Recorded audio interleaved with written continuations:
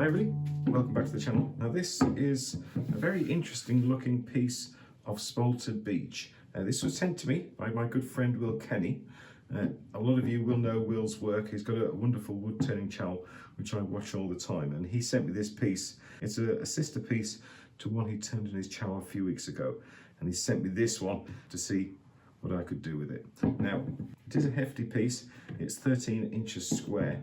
Now my first impression, well, my first thoughts was, shall I do a square bowl? But I've done a square bowl. I thought, should I do an oblong bowl? But I've done that.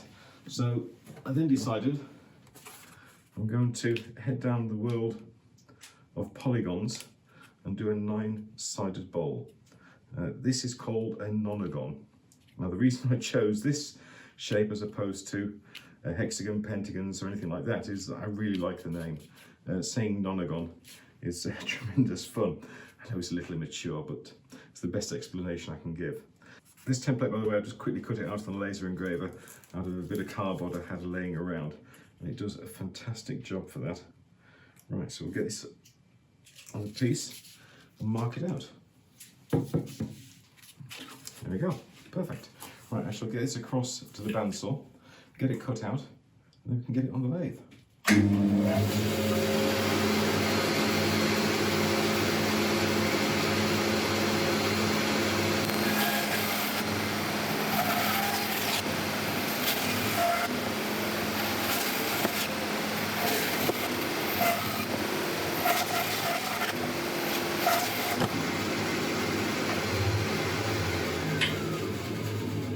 There we go, a wonderfully shaped Nonagon. Now I often get asked about how I learned to turn, and to be honest, it was pretty much all through watching videos. I did buy a few books, but I'm a visual learner, which means that I learn through watching demonstrations on how something is done and then replicating them, as opposed to reading something in a book and then putting it into the practice. My brain doesn't quite work that way. It's probably got something to do with my dyslexia. Now this is why I'm excited to say that this video is sponsored by the Woodworkers Guild of America. They've been an incredible resource for me, and I hope they'll be just as valuable for you. Their tutorials cover everything from basic wood turning skills to more advanced techniques. It's almost like having a master woodworker right there with you, showing you every move. And of course their videos cover a lot more than just turning and are being added to all the time, including live presentations where you get to ask the experts questions and share your passion with other members. For visual learners like me, Woodworkers Guild of America is a goldmine. Their step-by-step video instructions break down complex processes into easy-to-follow demonstrations, which is how I learned most of what I know today. Whether it's turning a bowl, working with hand tools, or learning a new joinery technique, seeing it done in real time helps me understand how it all comes together. And now as I move on to more advanced projects, I'll be diving into their videos to help me design and develop more jigs for my bandsaw and table saw, making more ambitious projects possible. Having access to their expert tutorials is going to be invaluable for the projects I have planned. It's great to know there's always more to learn, and the Woodworkers Guild of America has everything I need to keep advancing my skills. Here's the best part. For the first 1,000 of you to click the link in my video description, we'll get a full year's of premium membership to the Woodworkers Guild of America for just $1.49. With that, you'll get access to live tutorials, expert Q&A sessions, and community of fellow woodworkers where you can share ideas and ask questions. So if you're like me and prefer to learn by seeing things in action, Woodworkers Guild of America is perfect for you. Go ahead, click the link below and join the community and start turning your ideas into reality. Okay, thank you Woodworkers Guild for sponsoring the video, and now we can continue. We're going to be mounting this with a worm screw, so we'll just start off at a little hole and get it on the lathe. Okay, we're all nice and safely on the lathe. Tailstock, of course, to start off with. Now initially this looks a little bit wobbly, but it's purely because that the neither face is exactly flat. So we'll start off by flattening this surface and then start working up the side. Speed wise, we are starting to turn at about 680 RPM.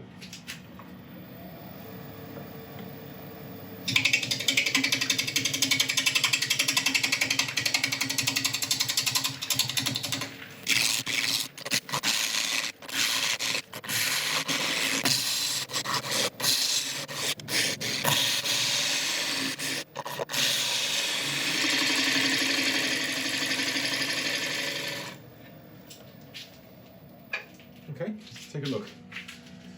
We've got some very bizarre yellow there. I have no idea what that is. We've got a hairline fracture there, which seems to stop there, so we should be able to work past that. That's a beautiful bit of grain around there. Okay, so a good bit of rot there as well, so we've definitely got a few things to keep an eye on. This is one of the problems you have with spalted wood, because to get that spalting, the wood has to be left in a wet environment or a moist environment, and that can sometimes make the wood rot a little bit faster than usual. So I think we'll just take this up a little bit higher, see if we can get past this area, and then start working up the edges.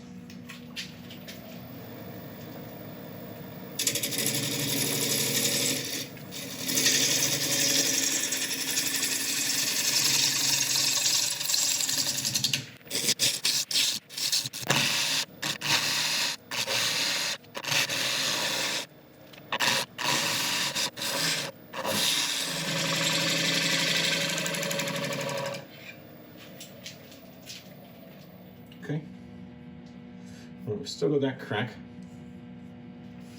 but we've got rid of it at the top, so we'll have to see if we can get rid of all of this, or we'll have to fill that in some way. This rot here is certainly going, but you can see how soft it is. I can dig it out with my fingernail.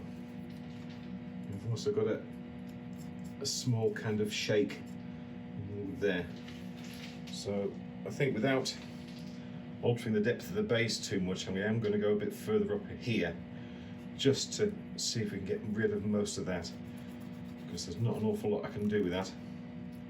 Yes, you can make things firmer with a bit of CA glue, but this is really quite rotten. The rest of it is looking beautiful.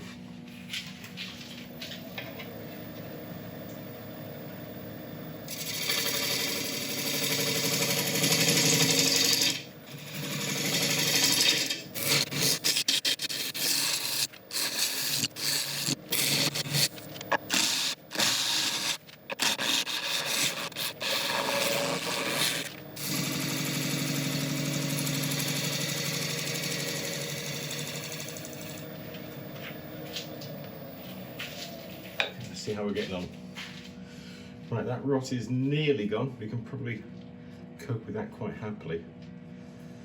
But I'm sure you can see there, this rot, it seems to be like a shake in the wood going that way. And that is really quite nasty as well. And this split is going up here.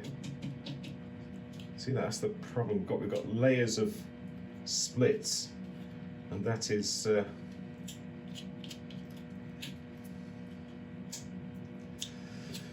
really not great.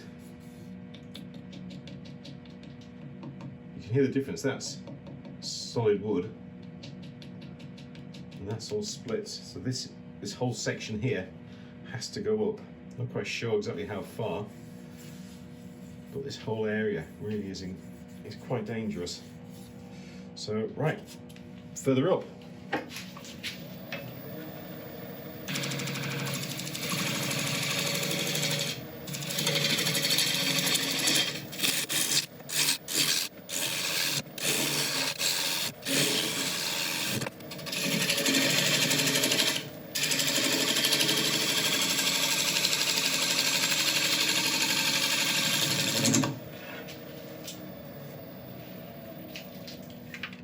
Still further.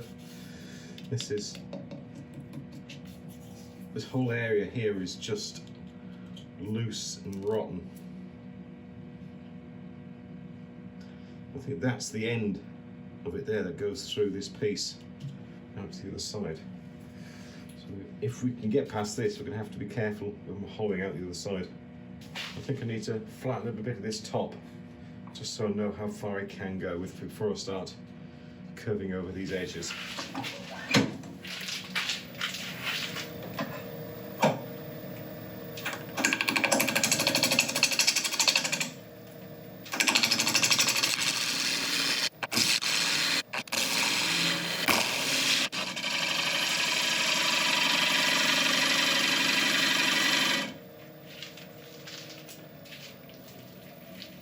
Right, so that's flattened off the top rim.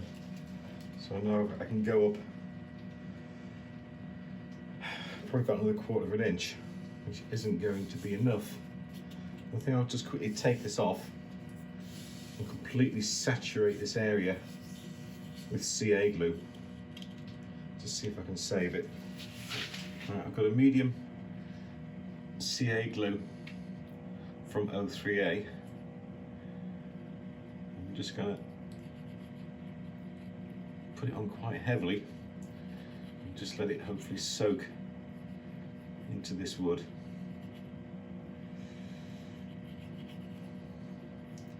I'm not going to hit it with any activator because I want it to dry naturally.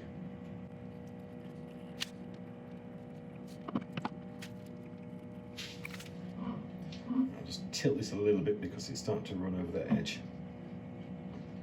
Okay, right, I'll leave this to sit for a good hour and then we'll come back and see if it's helped. Okay, we're back on the lathe. The CA glue has had a good chance to dry. So I'm just going to come across here with a very, very fine cut. I'll just sharpen up the bowl gouge again and we'll just see how much of a difference it's made.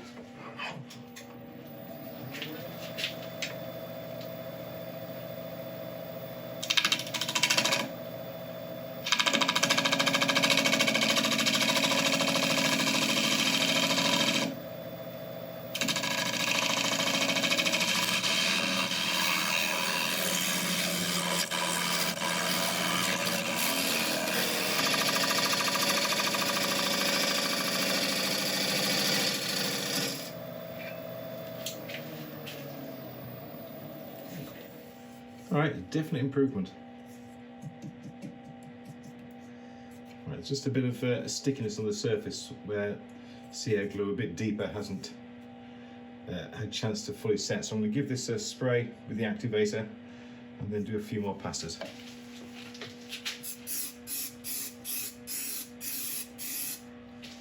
Okay, I've just swapped over to the short sleeved top because I kept on getting my jacket sleeve caught in the tool rest, so that's not ideal. Right, another very, very fine pass. See if we can start to clear this area.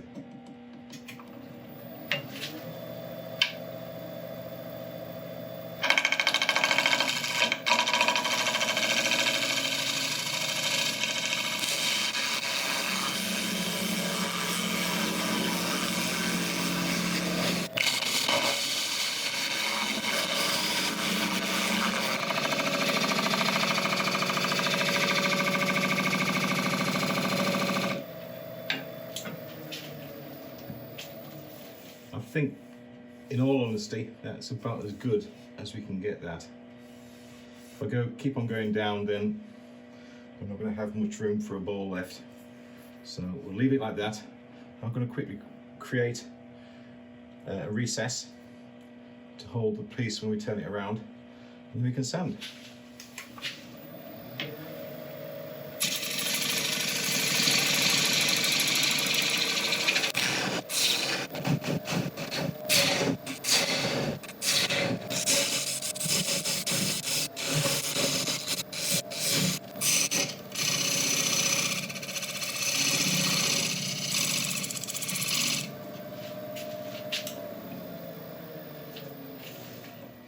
Okay, right, that's the tenon made. I've just checked it as well and it all fits. So I'm going to set up for sanding. I'll let you watch a bit of it and I shall bring you back when it's done. If it's still in one piece, of course.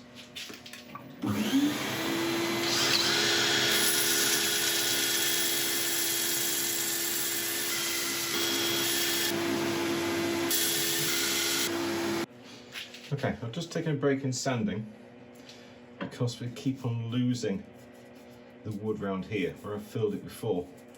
It's just flaking away. Even when I'm hitting it with compressed air, it just kind of flakes out. So I have no choice really but to take this further back. Now I've got about 1.25 inches from the top, maybe a little bit more, 1.5 inches. So I'm going to take this up. Well, I'll take it up a little bit. It's going to have to get flatter. I can't really take these wings any further up.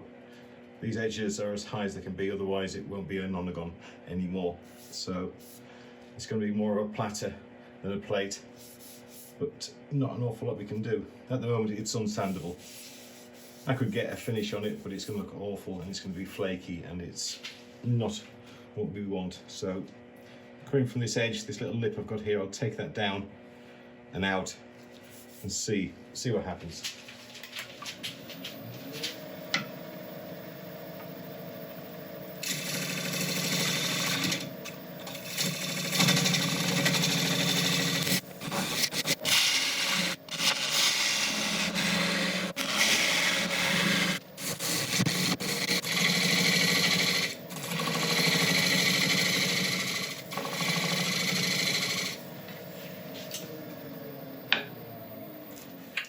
Okay, now that is 1000% better than it was. It's good. Now I've just got the horrible wood in here and I've got the decision to make. Do I take this whole foot off and make a much smaller one? Or do I leave it as it is? You can see where it's flickering around the end there, so I think I've got no choice but to take this off. So I'll quickly take this off, put a new tenon in, and then we'll sand again.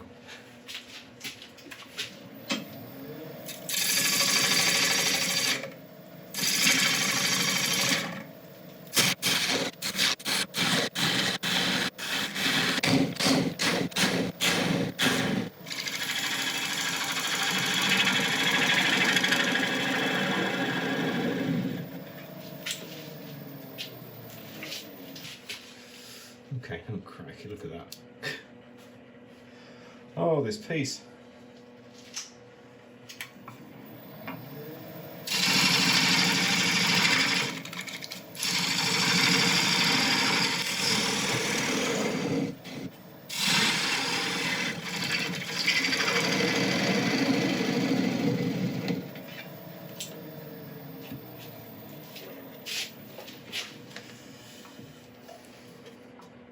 Hello.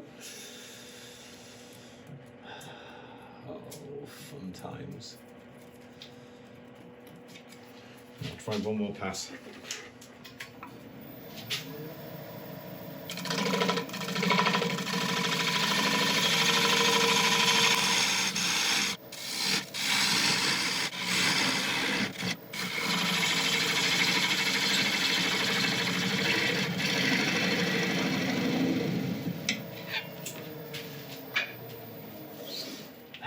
Okay, I think I can live with that. I'm going to put another recess in here, a very shallow one, and then sand.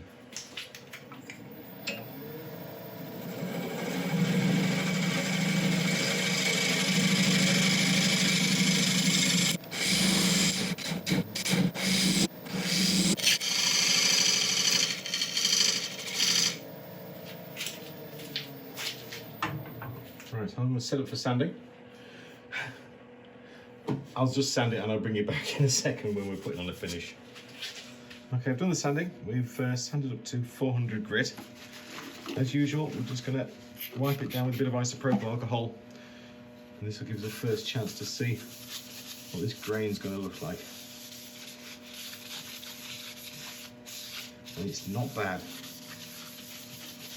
I would love to know what these yellow patches are. I'll ask Will. See if he's come across it before. He's very, very experienced when it comes to wood. I think he used to be a tree surgeon.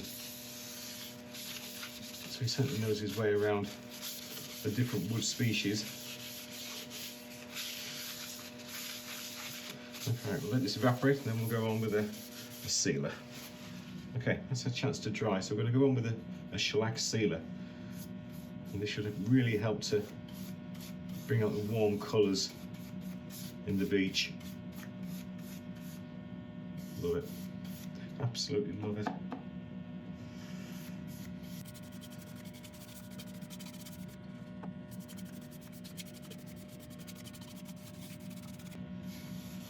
Excellent. Right, we'll give this a chance to dry as well, and then we'll come back on with some abrasive paste. Okay, that's all nice and dry. So I'm now going on with an abrasive paste, and it's another one of our experimental ones. Dean, this is 1.2 that you sent through.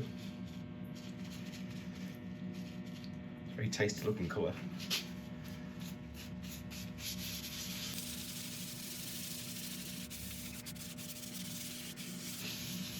buff this in the usual way, starting off slow and then building speed.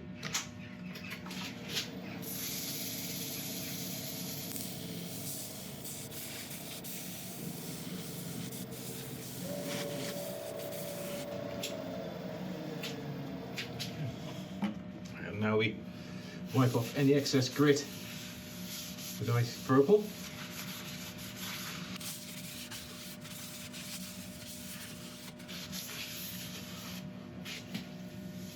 It certainly feels pretty smooth.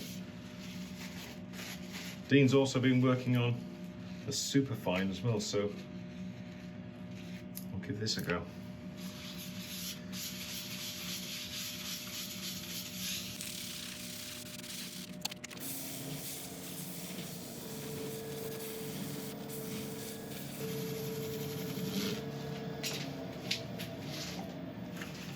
And once again, cleaning off any excess with isopropyl. Let it dry and then put a final finish on. That's lovely. Okay, that's our chance to dry. So lastly, we're on with a wax finish which I made up a good year ago. This is Caranuba wax, microcrystalline beeswax in linseed oil.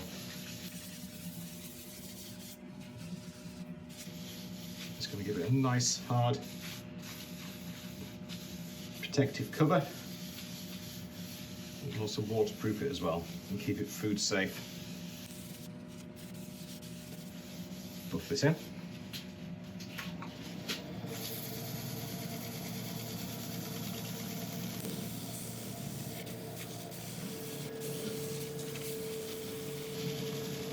Okay, let's turn this round and see what we can do to the other side.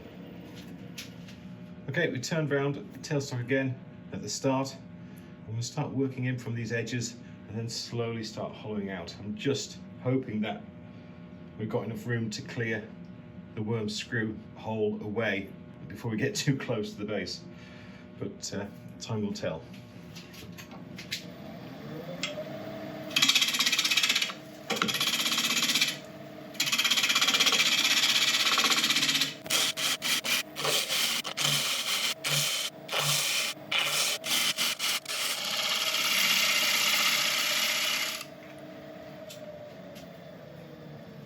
Okay, I've just quickly stopped to check the thickness of these wings.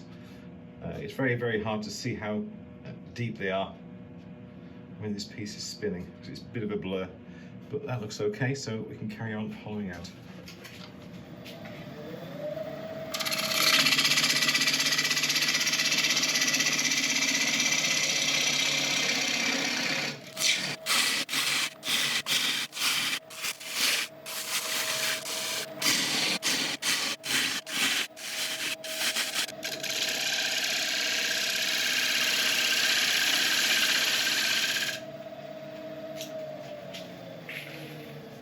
Going well, no sign of that rot so far, which is brilliant, but we've still got this middle bit to do.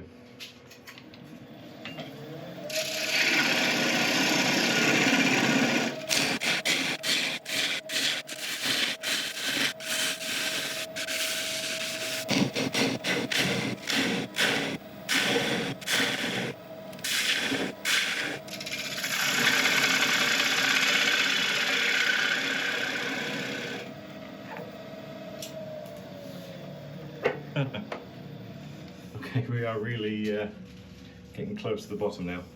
So I'm going to take a few very shallow passes across here just to try and get rid of the worm screw hole.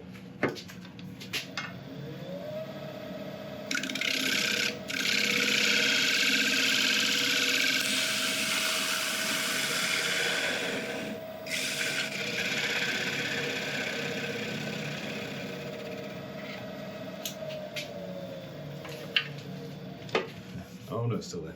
Right, go on.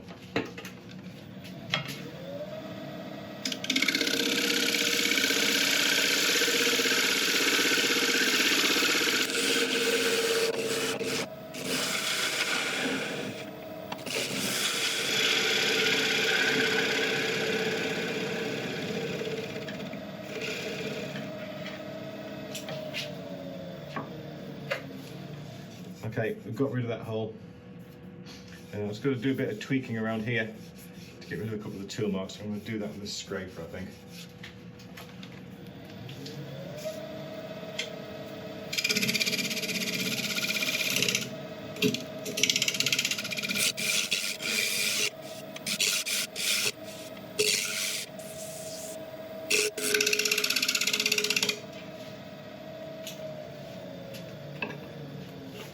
That's going to do it. It's going to have to do it.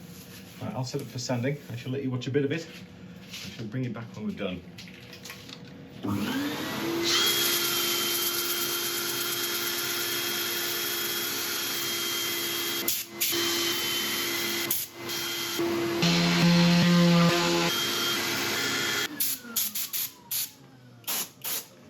Well, compared to last time, that was very straightforward. Oh, it's beautiful.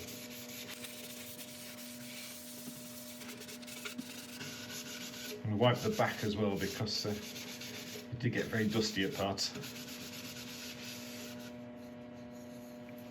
I'll go on with a shellac sealer again. Be careful I don't let it drip over the back.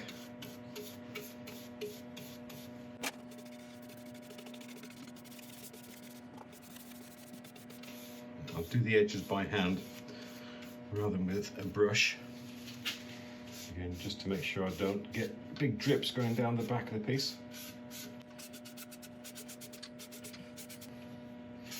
Really pleased we got to the end of this one.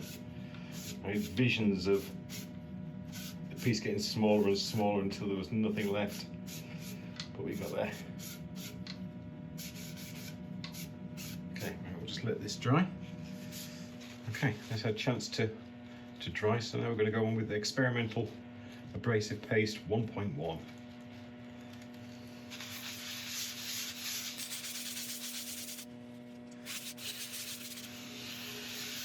This mixture is a little bit looser than the other one, so I'm going to put a face shield on. And we stood well to the side, but I don't want any of this getting in my eyes as it's rotating.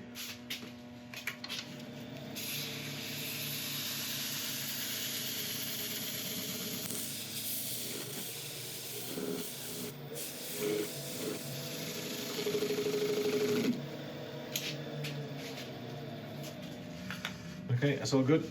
So back on again with the homemade wax.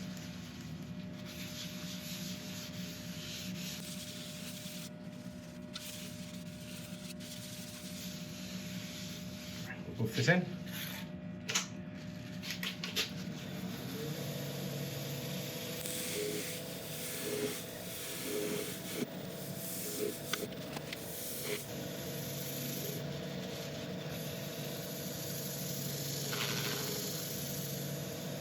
Okay, I'm going to clean up and then we'll take a look at what we've done. Well, there we go. A Beech Nonagonal platter. It's just over 12 inches wide and about 3/4 of an inch deep in total. Initially, I did intend to make a more substantial piece than this, but the amount of problems that we had with this wood meant that we had to virtually cut it in half. The whole base of this is gone. It was just too rotten for us to be able to finish in a satisfactory way. But I'm still happy with this. I mean, it's going to be a very, very useful piece to keep around the house. It's all food safe, so you can use it as a platter, a plate, a country board, whatever you want to call it. So I'm pretty happy with it. Creating these pieces of Nonagon, I think really, really worked. I do love the shape. I tried to keep the corners nice and sharp when I was sanding. I didn't want them too rounded. I wanted them nice and crisp. This could be the start of me creating lots of different polygonal shapes. But anyway, I hope you've enjoyed this one. If you have, I would really appreciate a like and subscribe and all the usual things. And if you leave a comment as well, then you're going to be entered into the next giveaway when we do one. And if you could share it as well, then that would be absolutely amazing. But apart from that, thank you very much for watching, and I'll see you all next time. Thank you.